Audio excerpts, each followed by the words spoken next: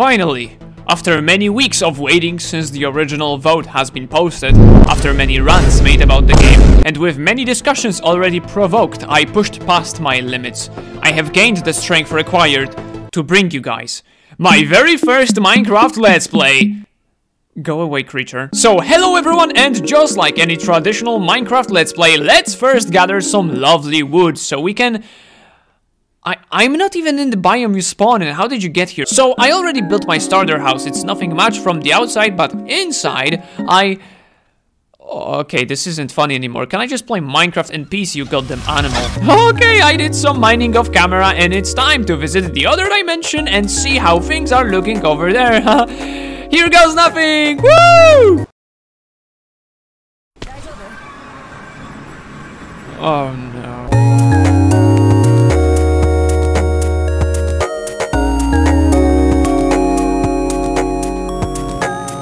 Turtles. Guys, I really don't want to bore you with this section, so in short, Kiriko is born. She has great relationship with her grandma that is a wizard and her ninja mom. Both of them try to raise Kiriko by their own way, while the father is out in the world smelting iron and crafting swords. Kiriko decides she has had enough and shall become a wizard and a ninja at the same time. Thus, Kiriko can two-shot most of the heroes in the game and can teleport through walls. With those sick abilities learned, she moves out to this claustrophobic deathmatch map, and she comes back home with an average American diet. Then, out of nowhere, Hashimoto pull up, who are the most incompetent and brain-damaged mafia in the entire world of Overwatch, which leads them to get shanked up. Just kidding, this is Overwatch, no blood allowed. So instead, the child gets rabies and decides to engage in a dive, causing all of the grown men with real lethal guns to buck off like rats back into the sewers. Remember the wizard granny? Yeah, thanks to her nobody died, and Kiriko is now officially a hero. With this prestigious status, she and her fellow teenagers decide to do some silly pranks, involving nuking the whole city of Kanezaka. Kiriko, being the most annoying creature on the planet, decides to ruin the party, convincing her cosplaying friends to not blow up the container full of weapons, but instead litter in the ocean. And voila, that's the entire story of the Fox Clown. Her only connection with the real Overwatch universe are the childhood stories of her and Shimada brothers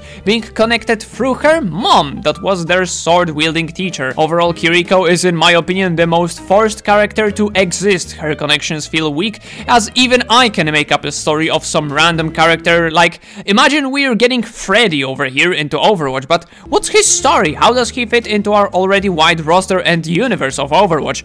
You see, Freddy's dad was a monkey, and it just so happens that he taught Winston and Hammond how to properly chew grapes. Unfortunately, he didn't survive the moon incident, and Freddy's mom died while giving birth to him. Boom! Great story! And to add some final touches, let's say Freddy also traveled around the world and bit off Junkrat's leg, which explains why he has that stick instead of a normal hot and sexy foot. Wait, what? I spit on you, you filthy woman. Ladies and gentlemen, here lies one of the core issues I have with this hero. Not only does she have the most typical curved ankles, making her stand in this like pose the entire time, but the whole schmeckery that is happening with her abilities design is just ass imploding, to say the least. Magical sack of dust that somehow gets rid of bioweapons effect like anti-healing. It can pull you up if you get stunned, and who knows, it might as well cure cancer at this point. But let's not get ahead of ourselves and focus on the design before diving deeper into the unholy gameplay of hers. The main message I'm getting from Kiriko is that she really wants to resonate with teenagers. She is wearing goofy oversized Yeezys, all of those loose and rebellious clothing, and also something silly to top it all off. I always get a giant smile on my face when I get reminded that this woman is actually 21, because it shows how stupid Blizzard is. How, you might ask? So the only characters that are connected to her being Hanzo and Genji also got their ages revealed, those being 38 for Hanzo and 37 for Genji. Now, take a closer look at this image. This is Genji, Hanzo, and Kiriko, all in one spot. And from what I know, they don't behold any time-traveling powers, unless the Fox Spirit can do that too. How big is the age gap between them? My guess is about 3 or 4 at max. But according to the canon lore, the real gap is at least 16 years. So, if we assume that Mr. Genji over here is 16 years old, then Kiriko over here is an embryo. Now for the weapons. The kunais are just kunais. Like, yeah, they look good, but there's nothing more. The animation department is on point as always. At least that's one thing they did right with this hero. And the flyers she is handing out are connected to some cultures I am scared to come close to, because I know that if I get one squiggly symbol wrong or mistake China for Japan, I will be basically getting reminded of my mistakes for the rest of my life. That's why now let's talk about the fox spirit itself. This ghost animal looks cute. I really adore the shrine setup appearing with all the spiritual vibes, but this isn't Paladins. This isn't some World of Warcraft or RuneScape that spell summoning animal spirits and constructing shrines out of ghost cam is right. I'll always stay by this opinion. Kiriko doesn't belong in Overwatch. Hanzo's dragons don't belong in that game too. And why does this toaster float? Overwatch's universe is wonderful and it has some core fundamentals that it can go by, but it's basically tradition to introduce something massively universe-shattering from time to time, like talking monkey, casting spells, or straight up teleportation performed by a basic ass human. It hurts my eyes to see such BS taking place, as it basically says that the humans in that universe who spent all their lives researching, learning, observing, studying, and experimenting are useless dumb idiots. Instead of all that fancy school bimbo bambo, they should have prayed to some spiritual gods to grant them the power to do stuff science will never be able to do. Lastly, the skin section. Once again, we're hitting those not my kind of cultures vibe that I'm not interested in. The blue skins are fine, the purple skins are fine, and there's only one good legendary skin that turns Kiriko into the most logical iteration of her, that is the Null Sector fangirl. But you guys know me, a boy hey simply ain't buying that.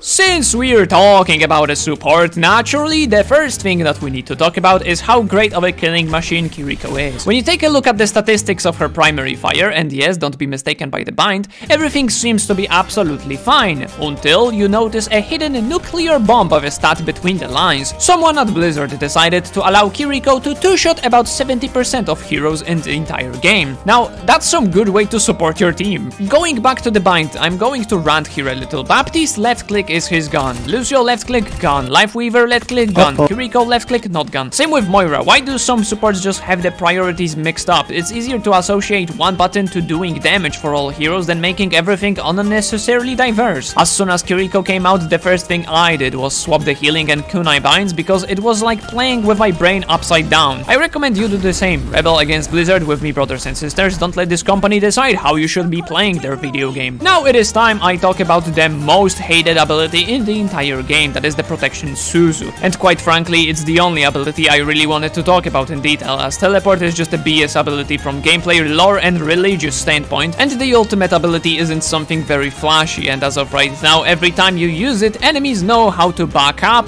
and your allies know how to not use it at all. So a great support ability, 10 out of 10 would switch heroes again. Why is the Suzu so controversial? Why do I hate it so badly? And most importantly of all, why aren't you subscribed already? Come on, I know you want to. Suzu is the embodiment of a middle finger shoved up someone's butthole dimension. I'm ready to bet that there isn't a single ultimate ability that this pouch of dust cannot counter, other than the enemy support abilities. Like, yeah, no shock, the sack of magic dust ain't gonna help you take down the moth out of the sky. There's nothing this ability cannot do. Invincibility, cleanse, healing, and even knockback. No, wait, the one game dev actually woke up after a few months to remove that one. Cheers to that. All of that makes it very annoying to play against her, but wait, there's more. On the other end, which is me playing this garbage hero, as you may know, it is a projectile, and I don't know if I'm just too unlucky or my reaction time is just that bad, but it just happens way too often that there is something dangerous coming on my or my team's way, and I know I have to Suzu it to save myself and my team, so I throw it directly under my feet, and I can hear the sound cue that it did proc, but I die anyways. Same with the teleport. Why won't you allow me to be overpowered, you stupid game? So the strategy for Kiriko looks something like this.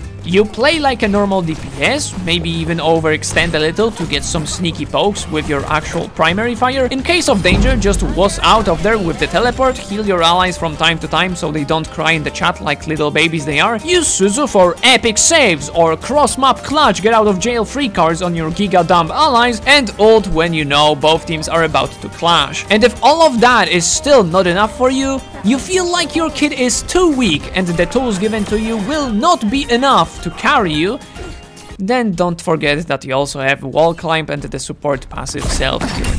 Conclusion!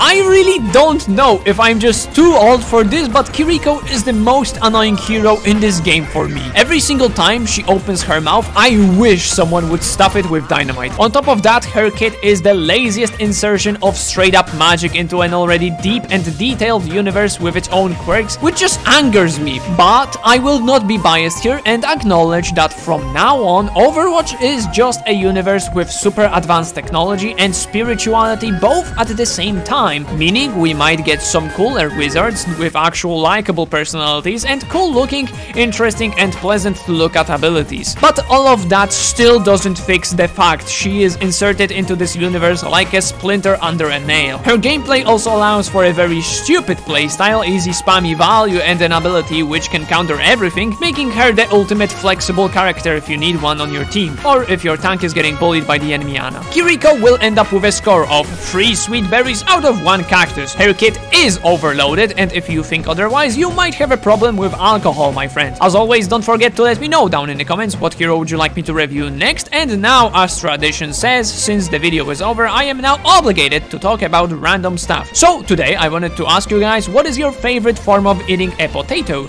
Or potatoes. 1 potato is never enough. I recently discovered a very simple recipe where you just cut the raw potato without even peeling it, lay it on a tray, cover the potato pieces with some spices like pepper and garlic powder, slap that boy into the oven for about 20 minutes in 200 degrees Celsius, and boom, enjoy with ketchup or with a fried egg on the side. But I would love to experiment more with this simple vegetable. So if you enjoy eating potatoes in any other way, then make sure to let me know down below. With the potato talk behind us, our last reminder that if you'd like, then come join the Discord server, linked in the description. I'm hosting games with viewers there from time to time, so if you're into that, then don't be shy, we're always open. And yeah, thanks for watching, have a lovely day, bye bye.